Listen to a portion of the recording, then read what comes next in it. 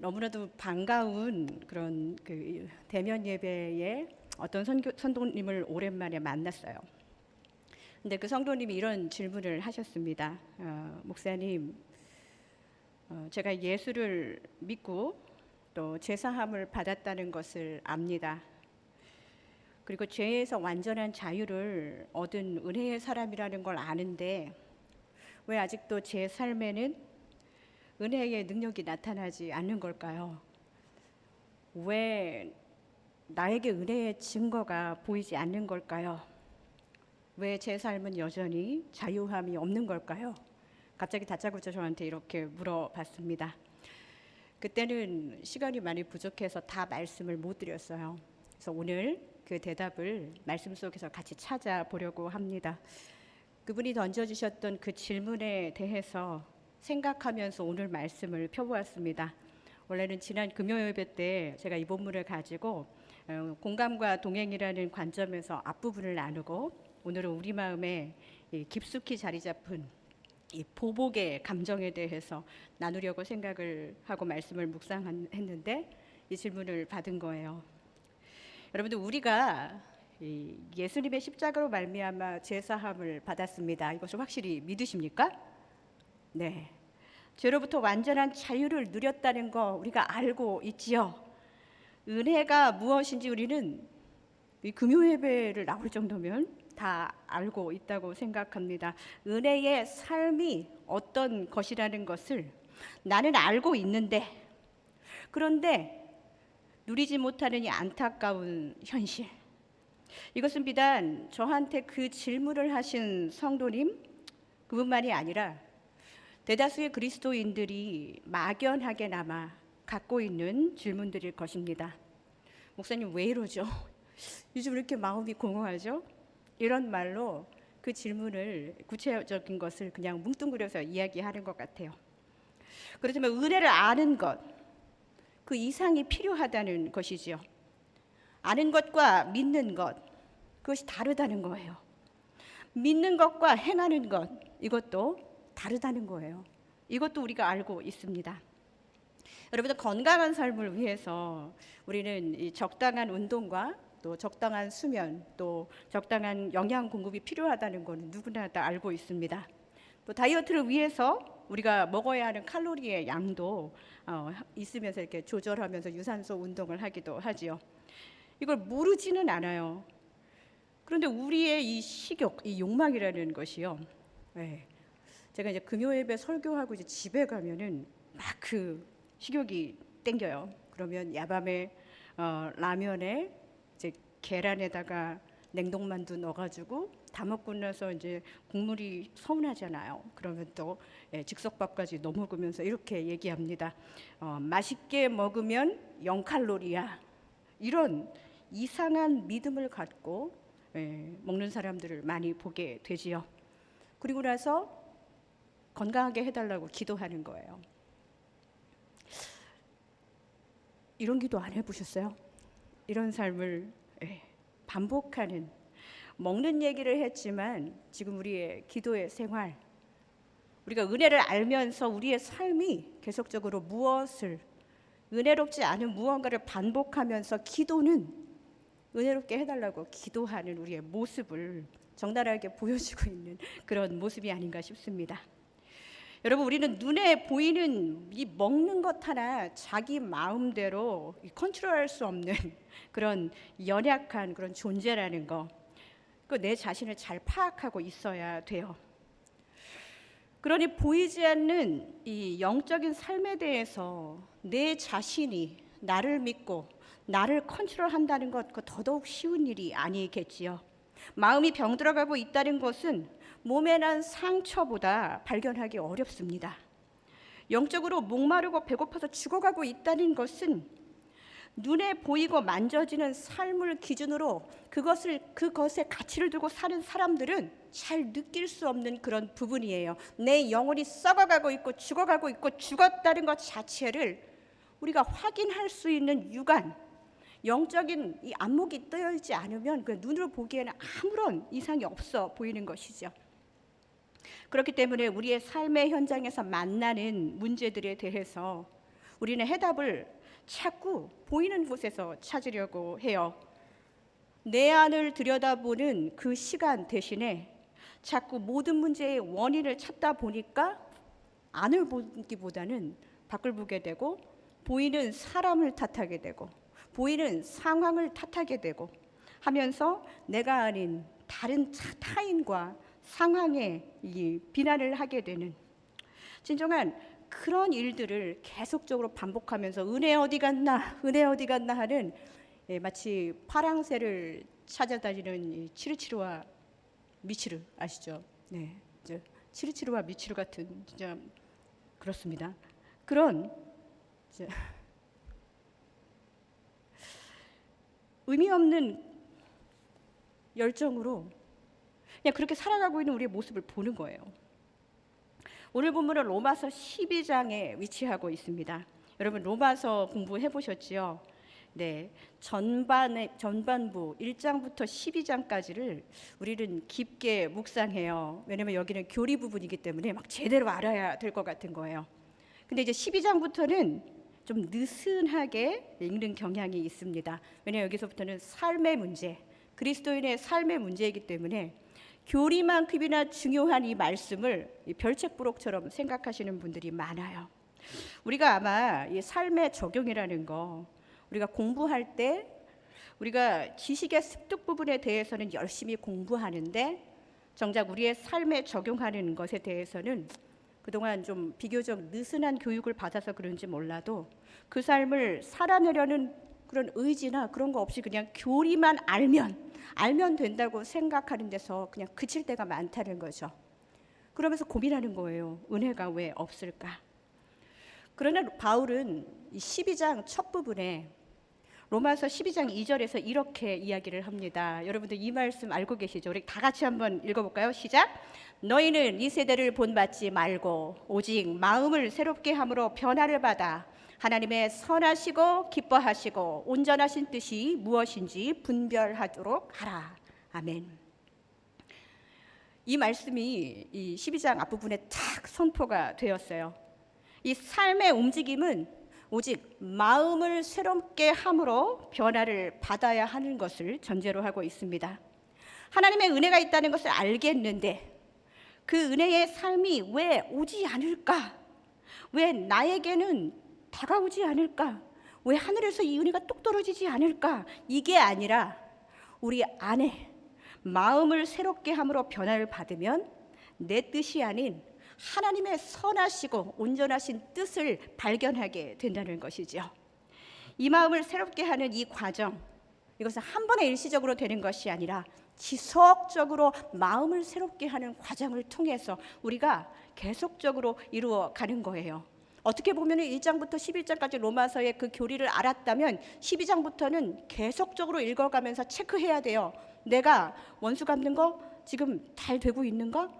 지난번보다는 좀 덜 됐네. 체크리스트가 바로 12장부터라는 것입니다. 특별히 오늘 본문은 이 마음을 새롭게 함으로 변화를 받아서 하나님의 뜻을 분별하는 사람들이 모인 이 공동체에 사명을 부여하고 있는 본문입니다. 마음을 새롭게 함으로 변화를 받은 사람들에게 있는 은혜의 능력이 이 공동체 안에서 이렇게 나타나는 거예요. 이 공동체는 이 신앙 공동체만을 뜻하는 것이 아니라 마음을 새롭게 함으로 변화를 받은 성도들이 일상의 삶으로 가서 이 세상에서도 그렇게 변화의 삶을 살도록 명령하고 요구하시는 하나님의 마음이 잘 나타난 본문입니다. 제가 여러분들한테 읽어드릴 테니까요. 한번 체크를 해보세요. 내가 이런 거는 좀 되는 것 같은데 하고 제가 물어볼 거예요. 몇 개나 체크하셨나? 자, 첫 번째는 나는 박해하는 자를 축복할 수 있다. 나를 박해하는 사람 축복하고 저주하지 않을 수 있다. 네, 체크하세요. 두 번째는 정말 기쁜 일이 있는 사람들과 함께 즐거워하고 정말 슬퍼하는 사람들과 마음으로 울어줄 수 있다. 세 번째예요. 서로 마음을 같이하여 높은 데 마음을 두지 않고 도리어 나는 낮은 데 처하면서 스스로 지혜가 없는 척, 지혜 있는 척 하지 않을 수 있다. 네. 제가 너무 어려운 거 말씀드리고 있는 건가요? 네, 체크하고 계시죠? 네. 나는 할 수 있거든 모든 사람들과 더불어 화목할 수 있다. 나는 친히 원수 갚지 않고 하나님의 진노하심에 맡길 수 있다. 나의 원수가 줄이고 나의 원수가 목마를 때 나는 먹을 것을 줄 수 있고 마실 것을 줄 수 있다. 나는 악에게 지지 않고 선으로 악을 이길 수 있다. 네, 다 체크하셨어요? 여기서 막 다 하신 분이 손 들으라고 그러면은 오늘 제가 그 성경 공부하다가 다 하신 분 손 들었더니 진짜 손 든 분이 있었는데 1시간 뒤에 카톡방에 막 석고대절하셨어요. 죄송합니다. 제가 너무 다 체크를 했다고 말했는데 사실은 아닌 것 같습니다 하고 막 회개하시더라고요. 여러분들, 제가 여러분들한테 정말 무리한 삶의 이야기를, 바울의 이야기를 여러분들한테 체크리스트로 지금 드린 거예요. 여러분들 아멘으로 말씀하고 우리가 이 말씀을 받지만 우리가 가지고 있는 죄된 속성 속에서 이 본성이 새롭게 된 마음이 모두 감당하기에는 어딘가 부대낌이 있는 본문입니다. 책 속에 적혀 있을 때는 굉장히 좋은 말이죠. 그러나 그것을 삶으로 살아내라 하기에는 쉽지 않은 아픈 말들도 있을 거예요. 먼저 이 얘기를 한번 볼까요? 너희를 박해하는 자를 축복하라. 네, 여기 체크리스트에 체크하신 분 진짜 손 한번 들어주실래요? 네, 그럼 카메라 비춰달라고 그랬는데 겸손하셔서 또 안 하시는 거죠? 네. 너희를 박해하는 자를 축복하라. 다시 물어볼까요? 나 이런 적 태어나서 한 번도 없었어. 그런 분들 계신가요? 이것은 그냥 너 착하니까 너 그렇게 해라라는 말로 이 말씀을 소화하면 안 됩니다. 우리는 은혜의 능력을 사용해서 너희를 박해하는 자를 축복하라라고 말씀하시는 거예요. 우리는 나를 박해하는 사람을 똑같이, 아니 그 이상으로 박해하고 저주해야 함, 그래야 속이 풀리는 그런 인간 본성을 가진 사람들이에요. 처음 시작은 육체를 따라 사는 사람이나 성령을 따라 은혜에 사는 사람이나 똑같이 박해를 받았을 때는 화가 나고 아프지요. 예수님이 십자가에 못 박히셨을 때 그 아픔이 하나님의 아들이라고 해서 그 아픔이 적은 거 아니었어요. 똑같이 아프셨습니다. 아니요, 더 아프셨을 수도 있을 것 같아요.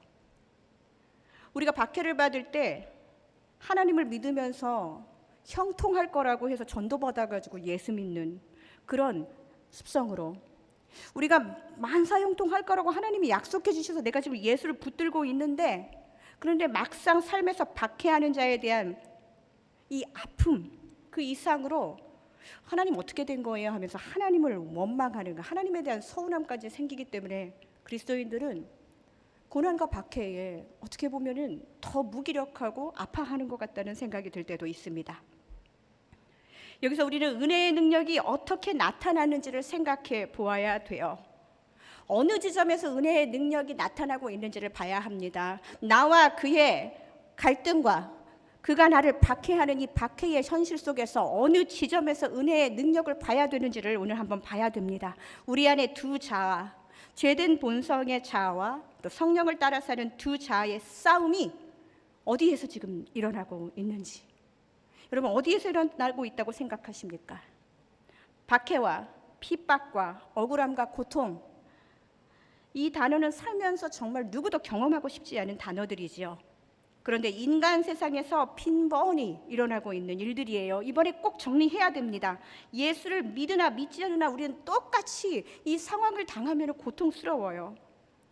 마태복음 26장에 인성을 가지신 예수님이 박해와 고난의 길, 이 십자가의 길을 가기 전에 슬퍼하고 매우 번민하고 고민하고 하나님 정말 죽을 것 같이 힘들어요 하면서 피하고 싶었던 그 겟세마네의 기도를 여러분들 기억하실 것입니다. 이 겟세마네 동산의 이 기도, 이 예수님의 인성은 하나님의 뜻 안에서 하나님 안 돼, 이거 이전 안 마시면 안 될까요?까지 물어봤어요. 그러나 하나님의 뜻이 그것이 아니라고, 너희가 하나님의 선하시고 기뻐하시고 온전하신 뜻이 무엇인지 분별하도록 하라. 그 분별이 일어난 그 장소가 바로 겟세마네의 기도에서 예수님이 하나님의 뜻에 맞춰서 자신의 뜻을 굽히시며 아버지의 원대로 하옵소서 이렇게 기도하셨지요. 인간 세상의 고통은 하나님의 아들도 피해가지 못했어요. 그러나 그 고통의 십자가에서 예수님이 또 이렇게 부르짖으셨죠. 엘리 엘리 라마 사박다니, 나의 하나님 어찌하여 나를 버리셨나이까. 아마 이 얘기까지 들었을 때 마귀는 좋아했을 거예요. 오케이, 이제 하나님을 너도 원망하고 십자가에서 뛰어내리던지 이거 그만, 십자가 있고 그냥 게임 끝. 그런데 그렇게 소리를 치면서도, 그리고 십자가에 못 박은 원수들을 보면서 예수님이 이렇게 말씀하셨어요. 아버지여, 저들의 죄를 사하여 주옵소서. 이렇게 기도합니다. 마귀가 좋아하는 엘리엘라마 사박단이 그 절규 끝나고 하나님을 저주하고 십자가의 뜻을 완성하지 못하게 하는 것을 예수님은 십자가에서 탁 스탑을 하신 거예요. 예수님은 십자가에 못 박히심으로 죄악의 사슬을 끊으셨습니다. 보복을 되풀이하지 않으셨어요. 그것을 멈추는 일들을 십자가에서 시작하셨습니다. 바로 이것이 은혜의 능력인 것을 우리에게 친히 보여주신 것이지요. 그렇기 때문에 우리는 우리의 지금 부대끼는 마음, 내 안에 부대끼는 이 본성의 부딪힘, 어디로 가져가야 될까요? 우리는 자꾸 face of the other, 나에게 상처 준 그 사람의 얼굴을 떠오르면서 거기에다 대고 싸우고 있습니다. 아니, 제대로 보복을 못한 나를 원망하면서 나의 마음, 나의 선한 마음을 자꾸 억누르고 혼내고 있어요. 우리의 싸움은, 우리의 상처는 예수 그리스도의 십자가 앞으로 가지고 와야 한다는 것이죠. 기가 막힌 본문들이 계속적으로 진행이 됩니다. 너희를 박해하는 자를 축복하라. 축복하고, 제가 본성으로 말했어요. 죄송해요. 축복하고 저주하지 말라. 여러분, 이 문제를 어떻게 해결하겠습니까? 십자가가 아니고 어떻게 이것이 가능하겠습니까? 나 하나밖에 없는 아들을 죽기까지 내어준 하나님의 사랑을 덧입지 않고 내 자아에 있지도 않은 선한 본성으로 얼마나 나를 박해하는 사람을 어디까지 축복할 수 있겠습니까? 성도 여러분, 내 문제를 십자가에 한번 가져다 보지도 않고 그냥 하나님 왜 이러시죠? 하는 하나님 원망의 모습을 우리가 지금 살아가고 있지는 않습니까? 예수님이 친히 우리에게 보여주신 거예요. 십자가로 가져와라. 엘리 엘리 라마 사박다니 하면서도 저들의 죄를 용서해 주십시오. 이 자아의 본성의 부대낌을 가지고 십자가의 완성을 이루신 그 예수님의 이 십자가의 능력, 그것이 바로 은혜의 능력이라는 것입니다. 오늘 보면 17절을 보겠습니다. 같이 한번 읽을까요? 시작. 아무에게도 악을 악으로 갚지 말고 모든 사람 앞에서 선한 일을 도모하라. 네, 자꾸 어려운 것만 읽히죠. 이런 일이 어떻게 가능할까요? 아무리 생각해봐도 성경 외에는 다른 예를 찾기가 어려워요. 예수의 길, 십자가의 길이 자신을 죽이는 길이라는 것을 뻔히 알면서도 천사의 얼굴을 했던 사람, 여러분 기억하시나요? 초대교회 최초의 순교자 바로 스데반을 여러분들 아실 것입니다. 자신이 당한 고통을 가장 예수님처럼 해결하려고 노력했던 정말 너무나도 존경스러운 그리스도인이에요. 사도행전 7장 60절을 한번 보겠습니다. 무릎을 꿇고 크게 불러 이르되 주여 이 죄를 그들에게 돌리지 마옵소서. 이 말을 하고 자니라. 스데반이 잤어요. 그냥 잔 게 아니라 영원히 잤습니다. 스데반이 죽기 전에 하나님께 했던 말, 하나님 내 원수를 갚아주세요. 아야, 너무 아파요. 이런 인간의 본성의 소리가 아니라 끝까지 예수를 붙잡고 사는, 끝까지 자기를 박해하는 자들의 죄를 하나님 돌리지 말아달라는 기도를 하는 거예요. 아프고 죽어가는데 어떻게 그런 말이 나왔을까요? 성경의 이야기는 그냥 성경의 이야기로 끝나야 되겠습니까? 네, 여러분들 아시죠? 스데반이 그렇게 순교를 당하고 있을 때 하늘의 보호자에 앉아 계셨던 예수님이 일어나서 스데반의 그 순교의 장면을 그냥 혼자 보시면서 즐기신 게 아니라 함께 일어나서 그 시간을, 그 순간을 함께 하셨다는 거, 그 아름다운 본문이 사도행전에 나와 있습니다. 그리고 나중에 이 기도는 정말 이루어졌어요. 죽음 직전까지도 십자가 앞에 자기의 아픔을 가져가서 기도했던 그 스데반의 기도는 그 스데반의 죽음 한가운데서 죄인 중에 괴수였고 핍박자 중에 핍박자였던 전문 핍박인 사울, 이 사울이 바울이 되어서 그 죄는 그에게 돌아가지 않았습니다.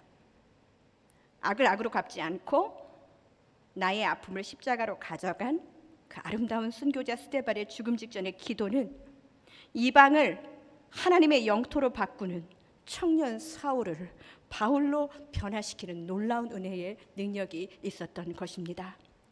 너희가 친히 원수를 갚지 말고 하나님의 진노하심에 맡기라.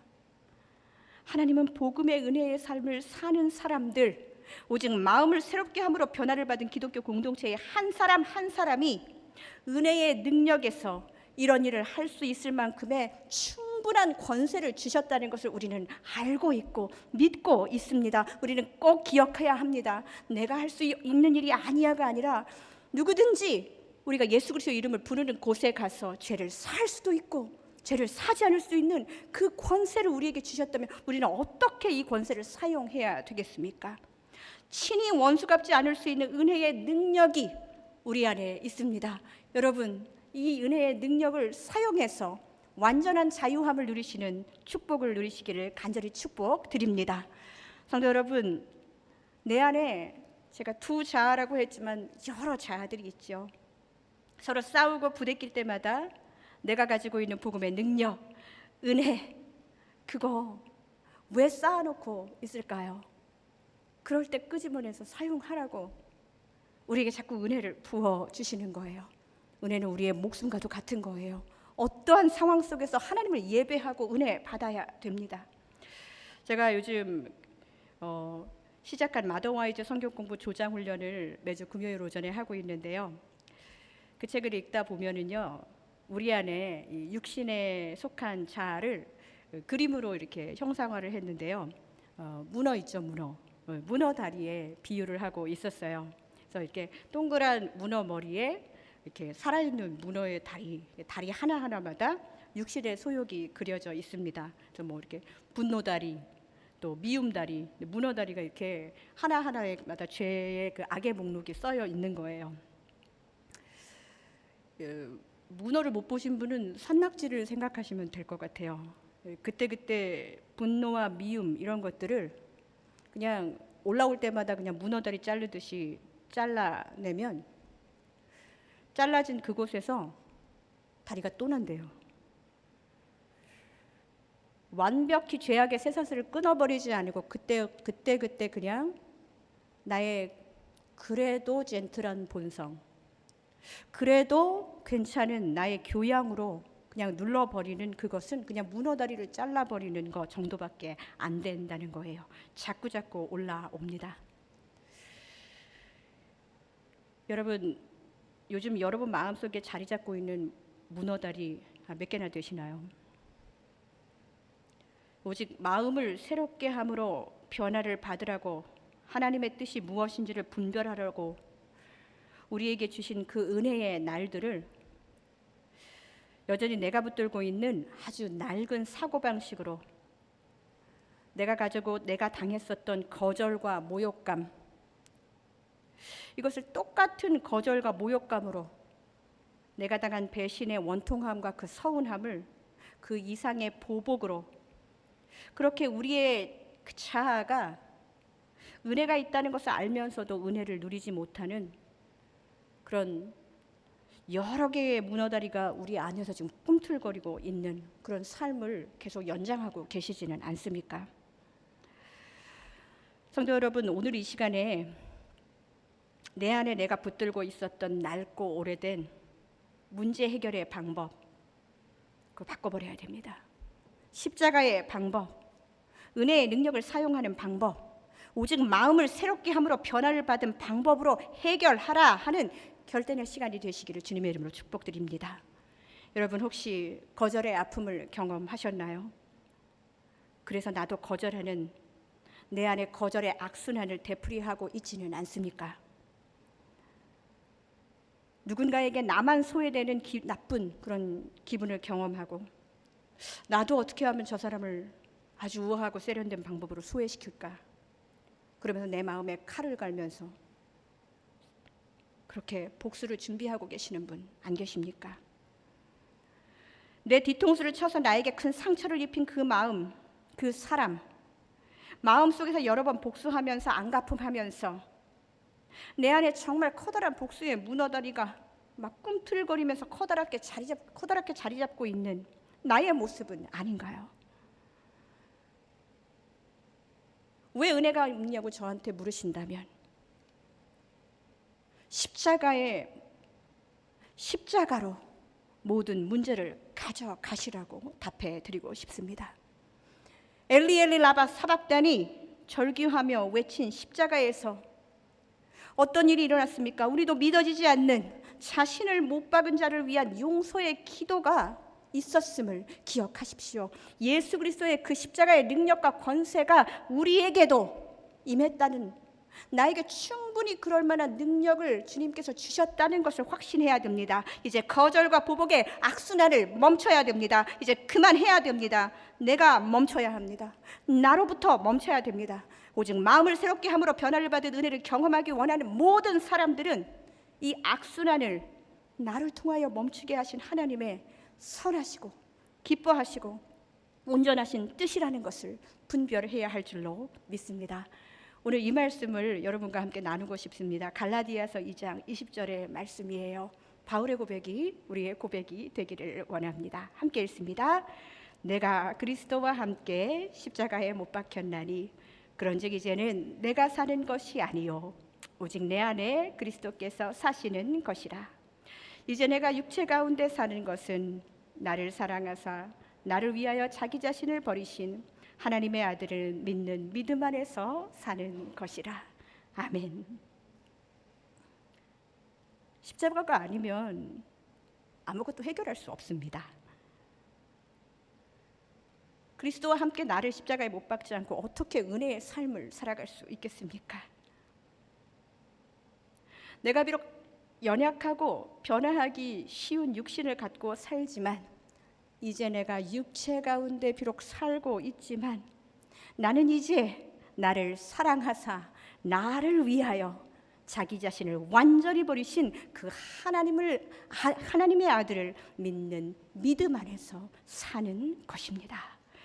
사랑하는 성도 여러분, 여러분이 지금 살아온 삶의 패턴, 아마 내가 가장 나를 잘한다고 생각해서 내가 가장 안전하다고 생각하는 그 삶의 패턴으로 모든 소유를 지키고 또 내가 가지고 있는 사고방식, 이게 완벽하다고, 적어도 나에게 있어서는 완벽하다고 생각하고 내 생각도 내 삶도 십자가에 못 박지 않고 믿음 안에서 산다고 함부로 이야기하면 안 돼요. 여러분이 하나님 살아계심의 증거가 반드시 되어야 한다면 일단은 우리의 삶도 우리의 모든 육신의 것들 십자가에 못 박아야 합니다. 하나님이 세상과 똑같은 방법으로 임마누엘, 우리와 함께 하지 않으신다는 것을 우리는 세상에 확실하게 보여줘야 됩니다. 복음을 증거하면서 우리의 삶 자체가 복음의 증거가 되어야 합니다. 저희 그 교역자실 이야기를 제가 잠깐, 이것도 어디 가서 그렇게 하는 얘기 아닌데요. 저희 교역자실에는 큰 홀에 각자의 책상이 있어요. 그리고 칸막이가 있습니다. 저처럼 아담한 사람은 들어가서 이렇게 잠을 자도 알 수 없이 이렇게 칸막이가 있어요. 확인하지 않아도 그런데 소리나 냄새나 또 숨쉬는 소리만 들어도 누가 왔는지 대충 압니다. 알러지철이 되면은 진짜 안타깝게도 정말 알러지가 심한 목사님 중에 이게 코 푸는 소리가 이렇게 진짜 되게 세게 나서 이게 코에서 나는 소리인지 엉덩이에서 나는 소리인지 모를 만큼 아주 굽푸는 소리가 크게 나면 제가 마음이 너무 아파요. 그러면 제가 그분의 실명을 말할 수는 없지만 저 목사님 맞구나. 아유, 키 큰데 힘들겠다. 어머, 제가 이름은 얘기 안 했는데. 네. 어떤 분은 새벽부터 너무 사역을 열심히 하셔서 진짜 그분은 기네스북에 한번 나가야 돼요. 3분 간격으로 1시간 동안 하품을 해야 하는 그런 능력을 가지고 있어요. 하품도 교역자실의 모든 산소를 다 빨아먹게 막 이렇게 하품을 하는 거예요.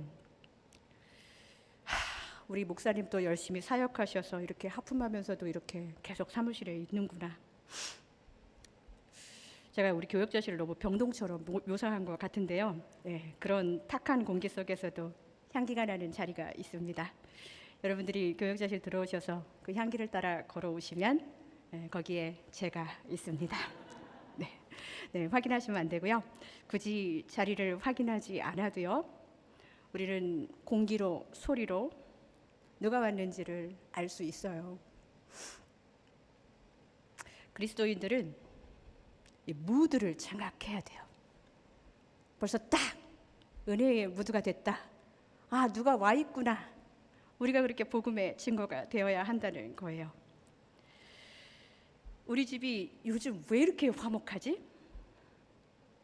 나를 십자가에 못 박고 예수 그리스도를 믿는 믿음 안에서 남편에게, 자녀에게 내가 받았던 거절과 또 분노의 악순환을 내 선에서 멈춘 아내와 어머니를 통하여 우리 가정은 하나님의 나라를 경험하게 될 것입니다. 그 어머니가 바로 복음의 증거라는 거예요.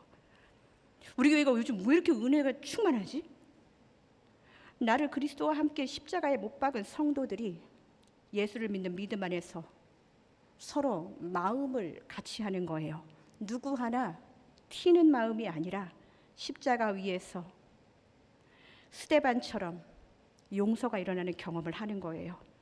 이거 우리에게도 일어날 수 있고 우리 공동체에서도 일어나는 일이고 앞으로도 계속적으로 일어나야 될 일입니다. 이 성도들의 서로 사랑함을 통해서 세상은 하나님을 보게 될 줄로 믿습니다. 여러분이 멈춘 거절과 보복의 자리에 여러분의 악순환을 계속적으로 해나가는 것이 아니라 그 악순환이 멈춰졌던 그 용서의 자리에 어쩌면 청년 사울처럼 하나님의 삶의 변화를 계획하고 있는 영혼들이 분명히 있을 것입니다. 그 사울이었던 바울이 나의 자녀가 될 수도 있고요. 나를 가장 힘들게 했던 그 사람일 수도 있어요. 팬데믹 가운데 많은 분들이 어떻게 그 영혼의 불모지 같던 그 내 동생이 나의 기도로 내가 쭉 보내주는 온라인 설교를 듣고 달라졌어요 하는 그런 고백을 해주신 성도님들이 있었습니다. 악에게 지지 말고 선으로 악을 이기십시오. 우리를 통해서 하나님이 이 세속의 공동체도 은혜를 경험하게 하실 줄로 믿습니다. 우리를 통해 하나님이 일해 주실 것이에요. 그것을 통해서 우리는 하나님을 보게 되고 세상은 하나님을 경험하게 될 줄로 믿습니다.